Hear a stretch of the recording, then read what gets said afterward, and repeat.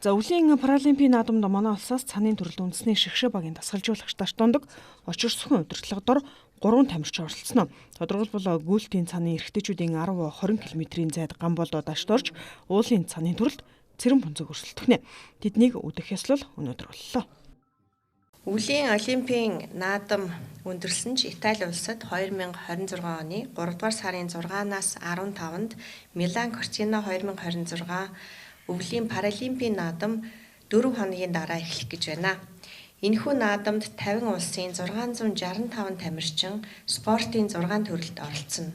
Монгол улс 3 тамирчнаа энэхүү наадамд оролцуулахаар болоод байна. Та бүхний олон жилийн уг хөдөлмөр үр бүтээлийн үнэлүүлэх өвлийн паралимпийн наадамд Монгол улсын төрөөс хүндэтгэн үдэн гарах ёслолыг хийн Монгол улсын төрийн далбааг гардуулан өгөхөөр бид энд цуглараад байна. Паралимпийн наадмын эрх авч эх орноо төлөөлөн спортын тэмцээнд оролцохоор явж байгаа та бүхнээрээ Монгол түмэн бахархаж байна.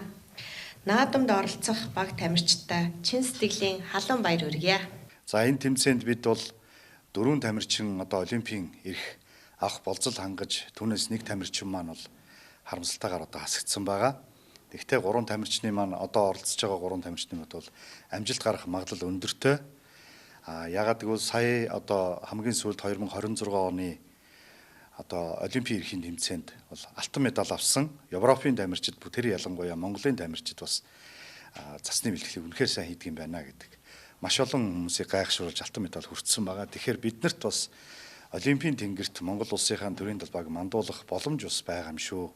Энэ нь олон улсд болон Монгол улсдаа олон хөгжлийн бэрхшээлтэй иргэдийг пара спортод байлдан дагуулах, урайлан дуудах, бусдад бас нар мэрд гэрэлтэх энэ боломжийг олгох юм а гэж бодож байна.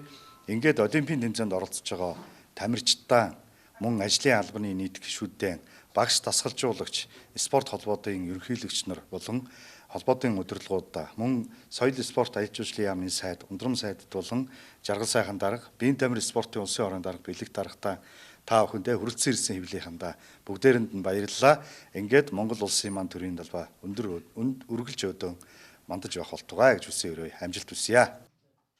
За энэ удаагийн наадамд 50 орчим орны 660 гаруй тамирчин спортын 6 төрөлд 79 багц медалийн төлөө өрсөлдөнө. За шинээр тэрэгэнцэртэй кёрлингийн холимог хосын төрөл багтаж байгаа юм байна.